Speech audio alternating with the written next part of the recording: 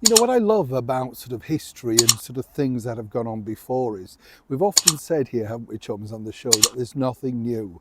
You know, when you look back in history, you kind of think, well, they sort of did it, but in a different way.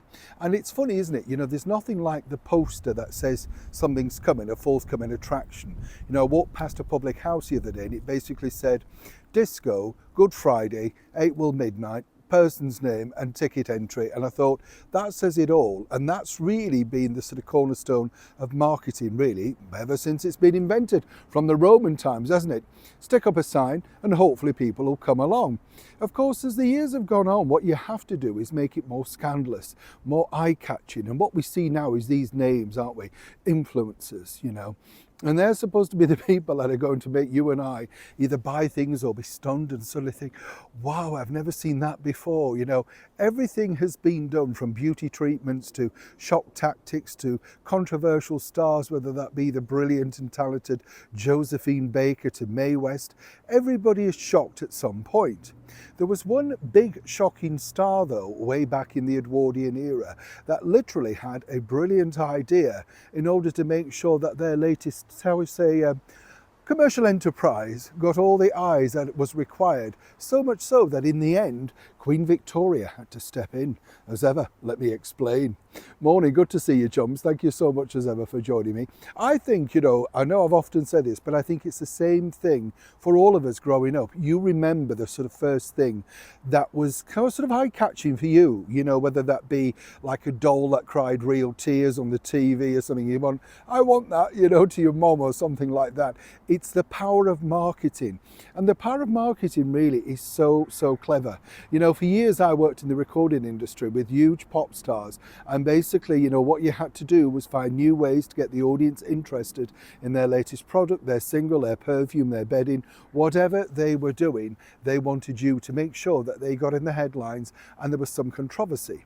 Say if you look at this today, you've got a lot of stories around currently the pop star, I use that term loosely though now, of course, Sir Elton John, who's desperately trying to flog his latest album, and he's using all sort of medical conditions, etc., to reiterate, you know, it's always difficult times, but here's my new album.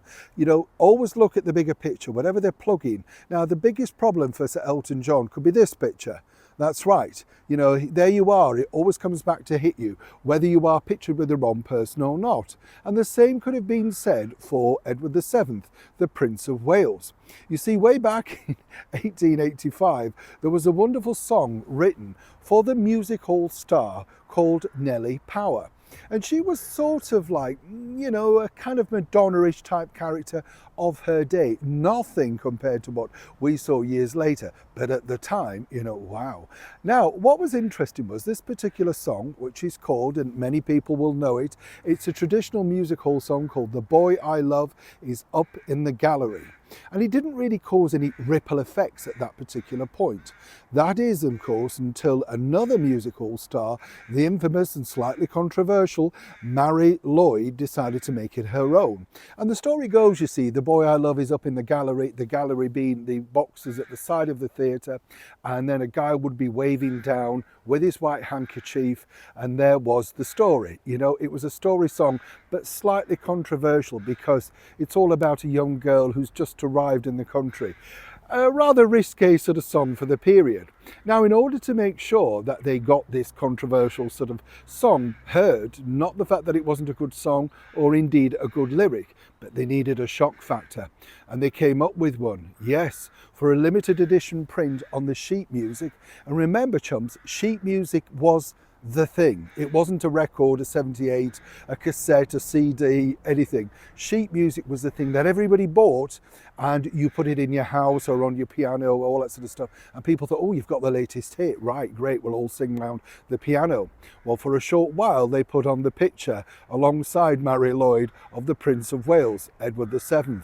Oh yes, naturally, controversy followed and they had to withdraw it. This was because this was sort of alluding to the fact that the boy that she loved was in fact the Prince of Wales, who already had a lot of problems, as one can imagine, being married, many famous mistresses, and suddenly now embedded in music hall sort of persona.